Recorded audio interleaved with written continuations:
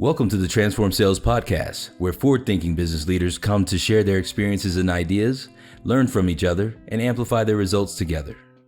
Hey guys, what's up? Amir Ryder here with another episode of the Transform Sales Podcast. I got my guest, CEO and founder of The Selling Factory, Brad Gamble. Brad, what's up, man? How are you? Great to see you again, Amir. How are you? I'm doing well. I believe that me and you have been connected through social media for about a year or 2 years and had the opportunity to chat last week. So I'm looking forward to this episode because I know you have tons of experience and we were getting into that call. So I appreciate you jumping in today, and especially onto our live format, man. Of course, anytime. So before I get started, I love asking my guests how they got into the lovely business of generating millions of dollars of value for other companies and being in a sales agency. What's the story? What's the path, man? How did you get here? Yeah, so when I graduated college, I started working for an energy company based in Gainesville, Florida, where I am currently today. And I got thrusted right into sales. I was a inside sales rep and then became an inside sales manager. And then for the last 8 of the 15 years I was there, I was the vice president of sales and marketing. And we had a really large inside sales presence. So I left in 2014 from that industry and really just got on the other side of the fence. So I was the one that had the internal sales teams, had some field reps. We probably had about 75 to 80 inside sales reps at any given time. And we were selling energy. We were selling natural gas and electricity across the country. So when I left that industry and then when we founded this business in 2016, the Selling Factory, it was now becoming the outsourced option for companies like the one I used to work for. Yeah. That makes sense. I like how you said that you were you're from Gainesville, the University of Florida is there for anybody listening, and you got thrown into sales. I know that now you're doing the same thing to other college students. You're throwing them into sales. So you'll talk about that later on, but that's awesome. The idea of the episode and the idea of this whole series in general is just transparency, right? Like we have this hypothesis that by talking about the mistakes that buyers make, right? We live in a world where I think we always talk about, all the glorified numbers. You open up LinkedIn and you got people posting, I had 100 phone calls, 100 meetings, but nobody actually talks about the ROI or down the stream, right? We have this whole thing where we think people can learn by just hearing about the mistakes, right? Like what are like the horror stories that make so that people can try to avoid it, right? So that's kind of like where our focus has been in this episode series. So I'm going to jump into it, right? Of all the years that, and before I say that, people listening on the show, either first-time outsourcers, right? You have a lot of the times people who've done the whole, I've tried this before and it didn't work, and they're back, right? Or people that do too. So we have everybody listening on this, all types of buyers and sellers. But when we get into it, what have you seen? What has been a repeating theme with buyers on a search for a sales agency, a mistake that they make that affects not your ability to convert them as a customer, but affects their results ultimately they're either choosing the wrong agency, right? And this, what happens. What do you see over and over again? What's a mistake that comes to mind? So I think that a common mistake that we've seen, that I've seen in our business, it's when companies think that a outsourced sales agency is the magic elixir, or they have the secret sauce that is going to really grow their pipeline, grow their sales ultimately. We're in the people business. We have people working for us that are doing these types of activities, whether it's getting on the phone, it's sending messages, it's building rapport, it's trying to warm up leads to get them to the top of the funnel. Well, if it hasn't proven to work internally in a company, then just by hiring an outsourcer doesn't mean it automatically is going to be you're going to be raining leads left and right. That's probably the biggest one I've seen. Yeah, that makes sense. And for anyone listening, I think it's probably like a good analogy of like, just because I now have the budget to pay for a gym membership and pay for a trainer does not mean that I don't have to eat a healthy diet, right? And do my part. So it's like kind of like, I feel like it's that analogy where it's like buyers believe that now that they're ready to outsource, now that they have the budget, that's what it's going to take to get results. But the reality is that budget and a decision to hire an outsourced company is just the beginning, right? And it's more about being prepared to work with a company. Do you think that buyers who buy that way are training sales agencies to give them what they want to hear to win their business, which ultimately leads to churn? Like, because they don't want to hear, you got to do this, you got to do that, you got to communicate with us, that behavior ultimately trains other agencies to say, yeah, you pay us and we'll get you 50 meetings per month. Is that like a result of that buying habit? Yeah, I made this mistake early on when we launched the company. Any company that would reach out to us or I reached out to, and anything they wanted, I said yes. Yes, we can do that. Yes, we can do that. Yes, we'll figure it out later. But they're willing to pay us money to help them grow their business. Absolutely. And our company was at a different stage back then. We were trying to grow revenue, grow our client base. And over the past 6 years, we've really honed in on transparency and really understanding the position that those companies are in. And I mean, questions like, are you already doing this internally? Do you have a framework? Do you have scripting? Do you have a marketing engine that's driving inbounds? Are you producing content?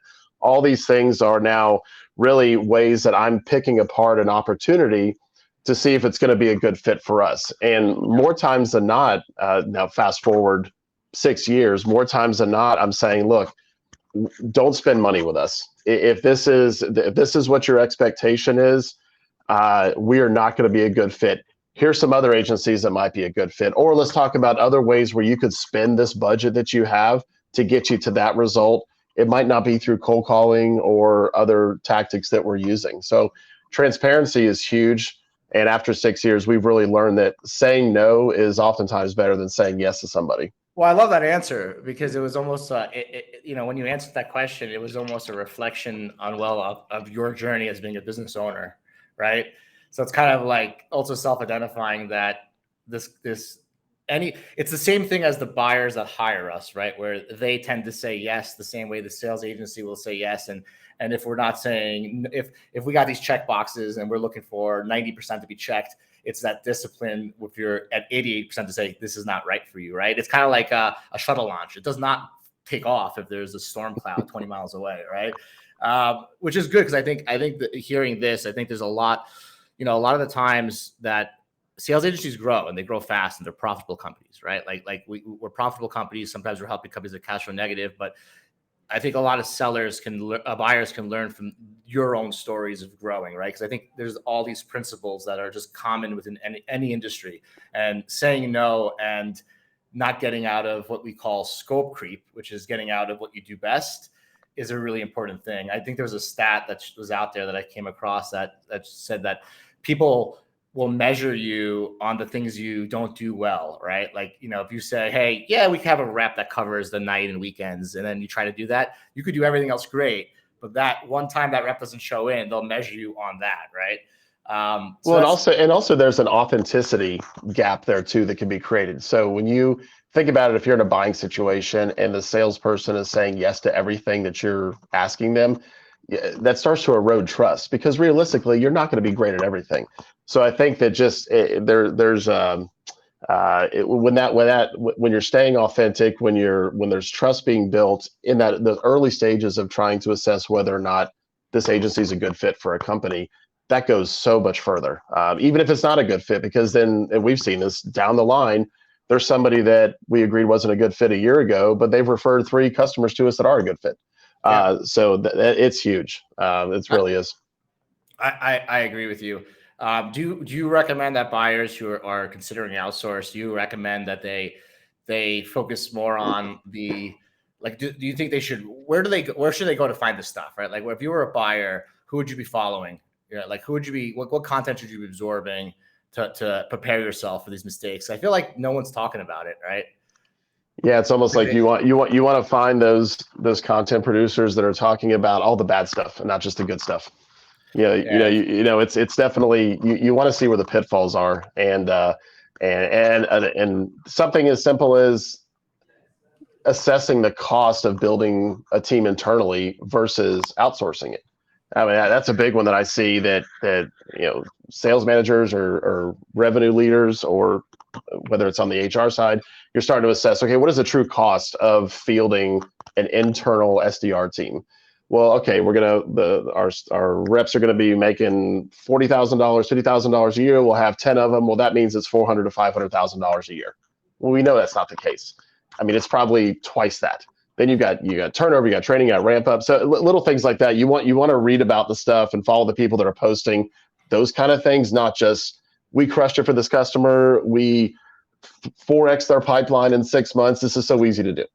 Yeah. Back to what you're saying. Do you think that CFOs should be more involved? Because what we noticed is I've created maybe 5 years ago, and I got attach it to the podcast and share it. It was a spreadsheet that had people actually calculate the true costs, right? Like what are your softwares, your emails, right? Your managers, your hiring, your firing, your 941 tax, which is 7%. But what I've noticed that no one ever used it, right? And my whole thing is, are people not using it because VPs of sales are not educated on true costs? Should the CFO be involved? Like, have you, like, yeah, who should be like, that's, because we're buyers are typically sales leaders typically they're relationship building guys, or go get it. They've been calling on the phones in their past career. Do you think there's a gap between the financial leaders and the VP of sales really understanding their model? I think now more than ever before. And in my previous career, there was, CFO versus head of sales. Oftentimes that's an adversarial relationship. Sales wants to spend money, CFO doesn't want to spend money. Breaking down to but if CFO, CRO, CEO are all aligned that we want to grow the business but do it the best way possible, well, then the head of sales needs to understand the true cost of what they're trying to do. And the CFO needs to understand that in order to grow the business, we have to invest in that. So I think it's a really good point, Amir. And I think nowadays, bringing in the CFO into these conversations earlier is really important, because you're actually going to, it might not just be, well, we think they're going to do a great job and let's just throw a bunch of resources at it. Well, no, it makes financial sense to do this versus having an internal team do it. Yeah. One of the things I noticed, and maybe you noticed too, is that oftentimes buyers, they, internally they'll look to hire somebody with 2 to 3 years of VP sales experience, thinking they could build a program, right? And then that person worked at like Oracle or SAP that had already big pipeline. It's like comparing apples to oranges. Do you notice that people actually don't put on a spreadsheet the value of someone like yourself having 10, 15 years of experience and being like, okay, if I actually pull what's in Brad's brains, I'm getting, $700, $800 an hour of consulting in my program. Do you find that buyers miss that opportunity? Yeah, sometimes. I mean, I think as a business owner or a business leader now, though, you have to be careful not to be pulled into, if this is not your business model, be pulled into a consultative state. Because the company, if they're buying the teams that you're building for them, well, the teams have to be able to stand on their own. They have to be able to produce. And you can the knowledge that the sales agency leader has should be imparted upon the team and get them to produce more. But you just got to be careful not to fall into the role of, well, I'm paying for the services of your team, but I want to pick your brain as somebody who's been doing this for 15 years. And that's where the only value I'm going to extract from the relationship. Yeah. Stay out of scope creep, right? Like, don't get pulled in out of scope. Yeah. But I've noticed that sometimes I spend energy on time, trying to collect a bill from somebody versus like literally talking to them at their line. I'm like, why am I doing this versus that? Right. Oh, yeah. Talk to me about, because obviously this is the relationship. I have never met a sales agency owner who celebrated a win as getting the customer. Like, we know that the celebration is a renewal and an ROI, right? Talk to me about mistakes that buyers make now that they went through the buying process. Everything seemed great. They seemed like a great buyer, right? Now they hired you.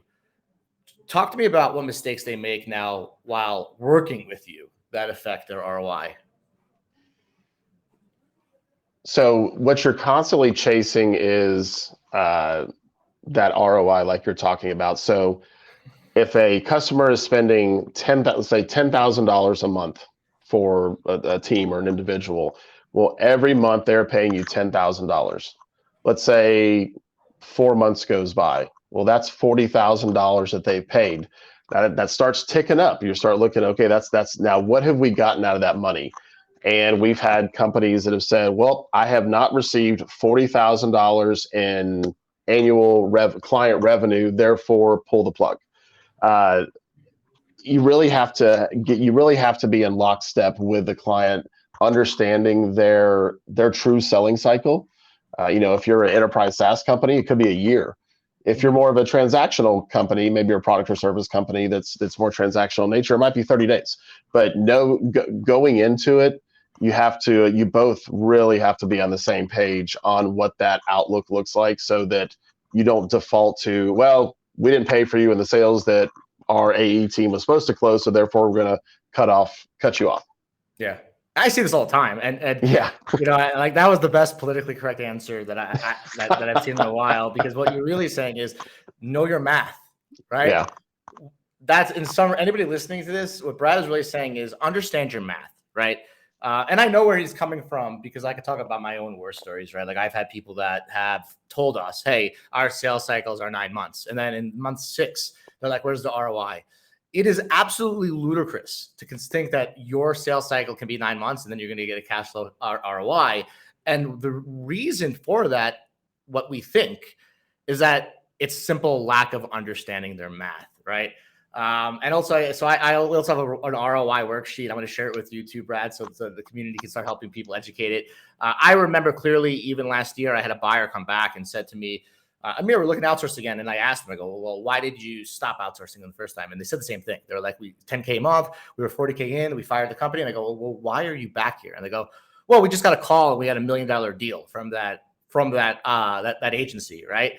So, and now they're calling me back. Well, they've lost 7 months of working. They could have $5 million deals. So it was, listening to what Brad's saying, just kind of to add to it, it's like, yes, if you have a check and you can pay the bill, that's great. And if you have a great product with a unique selling proposition, it's been awesome. But we as sellers, we need you to go a step further and understand your math, because if we have to talk you off a ledge from understanding how sales works, as far as people seeing your brand awareness, people considering you, if we have to teach you the basics that HubSpot taught us a long time ago with the awareness, consideration, decision, if you are not educated on that, but yet you have $10,000 a month, slow it down and learn some of the basic stuff, because some of this is going to take time, right? Like I think people always come in and they say, I got a campaign, I want results fast, but they don't ever differentiate the fact that if you are hiring someone like the Selling Factory to target a cold audience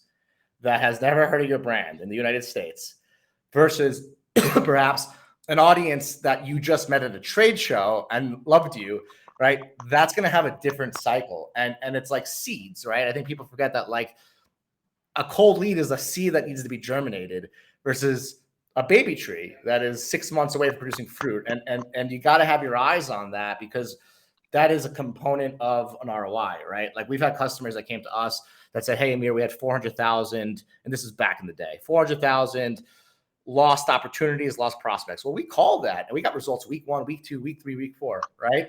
And then you have someone where it's $1 million deal selling finance as a service, new target, and they want the same thing. So just be aware that, when you work with someone like Brad and the Selling Factory, that they can only do so much, in the sense that understanding the true timeline is going to support the agency, because if the agency has to spend time talking you down from the ledge, it's less time that they can spend on your sequences, your phone calls, your emails, right? So that's like, I've seen it all the time, Brad. And the cool part about doing these podcasts is that you start seeing a pattern, right? It's the same buying behavior and the same operating behavior that leads to churn. And what churn does is it hurts the pipeline of the company, right? And it affects the whole industry. So it's like, it's not just something that affects the sales agencies, because there's nobody in the sales agency world that doesn't come to play, right? Like, Brad's an expert. He's been doing sales since he was in college. He wants to win. I know that. When we get into the next thing, talk to me about who your best customers are. And I know that you work with multiple industries, so I'm going to ask you a question and make you pick one. But when you pick one, it's not saying that you don't serve the other one. It's just to kind of get you to hammer in on that 80-20 rule. Software or services? If you could only pick one, who would it be and why? Services. Why? Because typically, and I'm going to throw products in there as well, because it's not SaaS. So products and services, typically those lower price point, higher volume, more transactional sales, shorter selling cycles, those are where we see the most success. Now, half of our business is SaaS, and we've had some incredible SaaS relationships. Mhm. But knowing that you're going to make me pick one, I'm going to say service. Yeah, and listen, anybody listening, you can almost dissect what his answer, right? It's because if you don't know your numbers and you don't know your ROI and you don't truly deep it, then seeing the frequency in the transaction, because Bradley is also thinking about two things. He's thinking about winning your business, keeping your business, right? Getting you an ROI. So that makes sense. Your answer aligns with some of the problems you talked about, right? Because this way, and I agree with you, right? If people seek quick wins, then sometimes it's like, yeah, it's the short-term effect. Like you could take a diuretic and pee all the water out. Now you got a 6-pack, but then you take all, you get it back on. So it's like the buyers, if you're listening, I would beg to differ that if you even know your numbers even better, you'll get a better ROI. You'll probably be adding head accounts. What about markets? Maybe you could tell people too about your business model, because it's very unique, right? From my understanding is that you support American college students, right? Can you tell anybody listening about how you recruit, who you're bringing on the team? Because from my understanding, it's a unique thing that you guys are doing over there. Sure. Yeah. We have 100% college students working at the Selling Factory. So we've had about a little over 600 students now work for us, and these are all full-time students that are working part-time for us.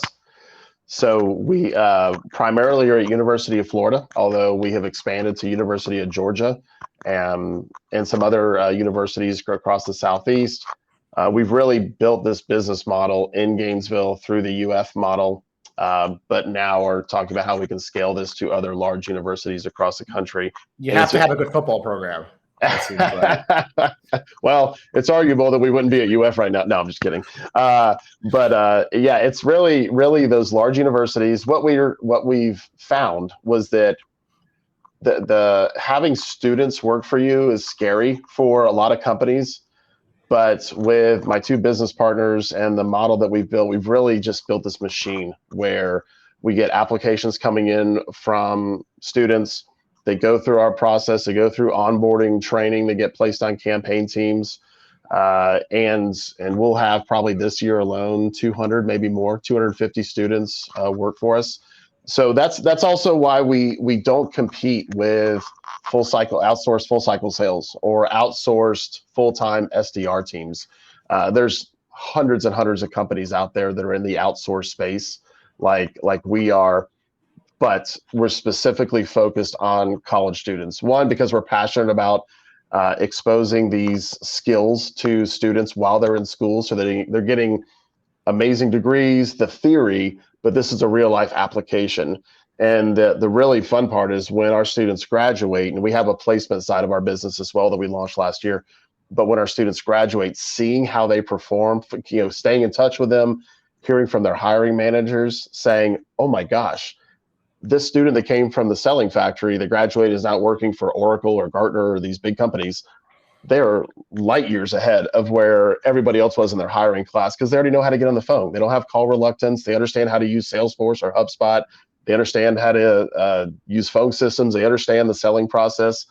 So that's really probably the most fulfilling side of the business that we have. But yeah, it's all part-time college students. That's what we focus on. Well, guys, anybody listening, if you hear how Bradley got into the business, right? He was thrown into the fire during college. He learned skills that changed his life, right? What he learned changed everything. I know, right? Like how he dealt with people, business, everything.